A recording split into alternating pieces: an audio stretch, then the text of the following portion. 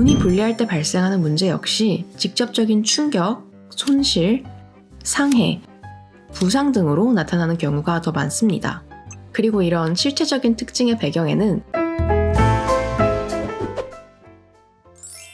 오화도화는 머리에 횃불을 단 것 같이 쨍하게 발산하는 느낌이고, 자수는 차분하게 젖어드는 가습기, 묘목은 스타일리쉬하면서 순수한 새싹, 유금은 날카롭게 반짝이는 섬세한 보석 같은 느낌이에요. 이걸 두 가지 유형으로 한 번 더 나누면 자수랑 오화는 분위기, 기운을 내뿜는 느낌의 도화고요. 묘목이랑 유금은 조금 더 실질적인 측면이 강조되는 도화입니다. 앞서 언급한 묘목과 유금의 실체적인 측면은 이 자수와 오화가 가진 무형성의 반대라고 보시면 돼요. 도화가 가지는 특징도 더 실체적이고, 실체적인 특징의 배경에는 예민함과 섬세함이 깔려 있고요. 묘목은 토끼 비유되는데 베트남에서는 고양이로 비유됩니다. 베트남에서만 토끼가 고양이로 바뀐 데 대해서는 언어 때문이라는 설이 유력하다고는 하는데, 실제로 이 묘목을 강하게 가지고 계신 분들을 보면 고양이상과 토끼상 두 분류는 아닙니다. 그리고 글자의 특징도 이 두 동물의 공통점에 많이 해당해서 글자를 다 이해하고 나면 토끼나 고양이나 둘 다 어울리긴 하는데, 요즘에는 토끼보다는 고양이가 더 익숙하니까 고양이로 설명해 볼게요. 묘목은 예민함, 섬세함, 민첩함이 있는데, 이런 부분이 특히 시각적인 감각으로 많이 나타납니다. 그래서 예술, 패션, 뷰티 등 심미적 영역의 발달로 이어지는 경우가 많지만, 근본적으로는 시각적 예민함이기 때문에 의료나 정비처럼 주어진 시각 정보를 분석하고 활용하는 방향으로 사용하시는 분들도 꽤 많아요. 또 고양이는 그루밍을 해서 항상 깨끗함을 유지하는 동물이잖아요. 이런 특징처럼 특히 사회적인 관계 안에서 자신의 모습을 적절하게 드러내는 능력이 발달했습니다. 스스로를 사회적인 맥락에 맞게 드러내고 포장하는 능력이 좋아서 모든 도화의 글자 중 대인관계 능력이 가장 뛰어난 글자라고 생각해요. 그렇다고 인간관계에 문제가 아예 없다는 의미는 아니고, 특유의 까칠함과 완고함이 있어서 관계에 문제가 생길 수 있지만 틀어진 관계에 잘 미련을 가지지 않습니다. 사람에 대한 호불호가 뚜렷한 경향도 있고, 사회적인 능력이 좋아서 묘목의 글자가 닫혀있지 않다면 관계로 인한 스트레스에 취약하지 않은 경우가 더 많았던 것 같아요. 묘목은 본인 능력도 뛰어나고 관계에서도 주변에 휘둘리기보다는 어느 정도 주도권을 가지는 경향이 있어서 기본적으로 도화를 잘 활용하시는 편이에요. 한 가지 도화를 더 잘 활용할 수 있는 방법으로 제안드릴 수 있는 건 자만을 멀리하시는 게 좋습니다. 운이 불리할 때 자만을 해서 문제가 생기는 경우를 자주 봤어요.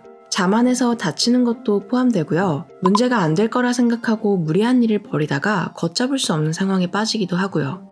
그중 일부는 자신의 능력을 악용해서 이용하려고 할 수도 있고요.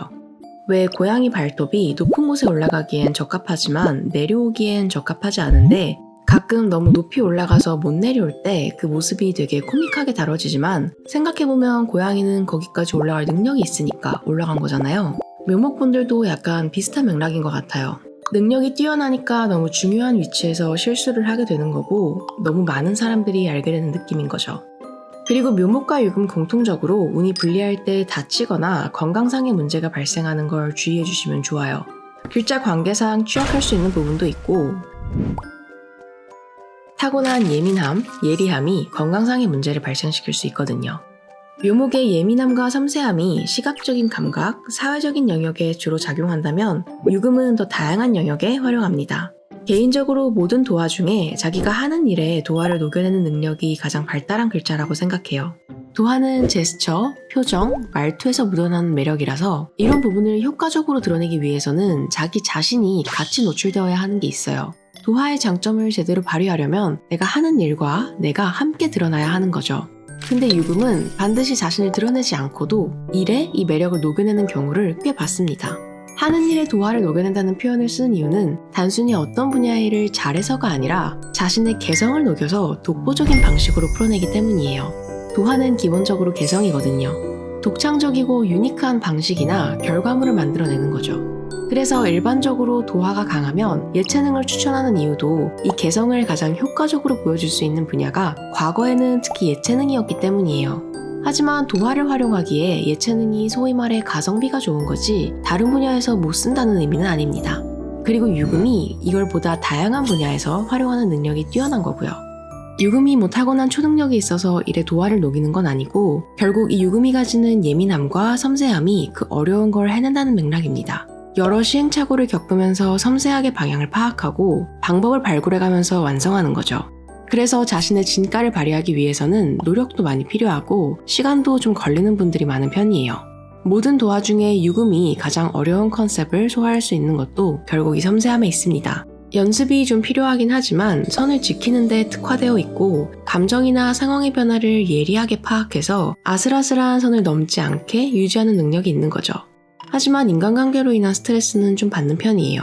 얼핏 보기엔 특유의 날카로움도 있고 상대가 선을 넘었다 싶으면 다 끊어내는 모습도 보여서 오해를 좀 받는데 은근히 상처를 받습니다. 회복력이 좋은 편이긴 해도 예리하고 섬세한 만큼 눈치채는 것도 많아서 영향을 좀 받아요.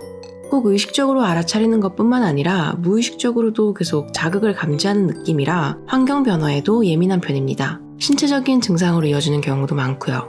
특히 금이 천간으로 올라와 있거나 금이 강한 사주를 가지고 있으면 인상이 더 날카롭게 느껴질 수 있고 내 대응 방식도 약간 확 찌르는 듯한 느낌을 줄 수 있어서 괜히 시비가 붙거나 오해가 생길 수 있습니다. 그래서 이런 경우에는 자수에서 추천드렸던 것처럼 이 날카로움과 대척되는 이미지나 말투를 활용하시는 게 도움이 될 수 있어요. 실제로 이런 구조에서 유금을 잘 활용하시는 분들을 보면 다정한 배려나 섬세하고 사려 깊은 모습으로 균형을 맞추시는 분들이 많습니다. 이런 모습은 유금이 원래부터 가지고 있는 특징이기도 하고 또 내 사람이라고 생각하는 사람은 살뜰하게 잘 챙기시는 분들이 많아서 균형을 잡는 게 그렇게 어려운 일은 아니에요. 그래서 금이 천간으로 올라오지 않았거나 목화 수일간이라면 경험을 통해 나이가 들면서 자연스럽게 균형이 맞춰지시는 분들도 많습니다. 제가 유금신금을 너무 좋아해서 주변에 유금분들이 많은데 그분들께 자주 이야기했던 내용을 그대로 말씀드리면 안 다치는 게 제일 중요합니다. 유금의 부상은 불가항력적인 형태보다는 시비가 붙어서 싸움에 휘말리거나 술을 마시고 넘어지는 것처럼 운이 불리할 때만 조금만 주의하면 피할 수 있는 형태가 많아요. 특히 도화의 관점에서 사람들 눈에 잘 띄는 특징이 있다는 점에서 유금과 조합이 좋지 않습니다. 모든 도화가 그렇긴 하지만 유금은 좀 조심성 있고 신중한 면이 있는 분들이 많아서 유독 통제력이 떨어지는 상태에서 또는 낯선 환경이나 낯선 사람처럼 변수가 많아지는 상황에서 취약해지는 경향이 두드러졌어요. 그리고 글자 특성상 뼈나 치아를 다치게 되는 경우가 많아서 별거 아닌 것 같은 충격도 부상으로 이어질 수 있고요. 사주 구조에 따라 차이가 있지만 굳이 다치지 않아도 해당 부위가 약할 수 있는데 다치기까지 하면 회복이 더디거나 만성적인 문제가 생길 수 있어서 운이 불리할 때만이라도 조금만 주의해 주시면 상당히 많이 방지할 수 있습니다. 자수와 오화는 무형적인 특징이 강해서 문제의 양상이나 발생 방식도 굉장히 다양하다 보니 미리 예측하고 예방하기가 상당히 까다로운 편이에요. 하지만 묘목이랑 유금은 문제가 실체적인 대신 상대적으로 예측과 예방이 수월한 편입니다. 자수랑 오화도 내가 직접 내 사주를 본다면 훨씬 더 구체적으로 사건과 운을 연결하고 대비해 보실 수 있어서 앞으로 남은 시리즈에서는 내 사주 속 도화의 강도를 알아보고 운을 적용하는 방법을 정리해 보겠습니다. 원래 계획은 아니었지만 도화 4편의 내용이 아리아나 합, 충에서 많이 다뤄져서 이 두 편에서 살짝 미리 보기가 가능하실 것 같아요. 그럼 저는 다음 편으로 돌아오겠습니다. 또 만나요.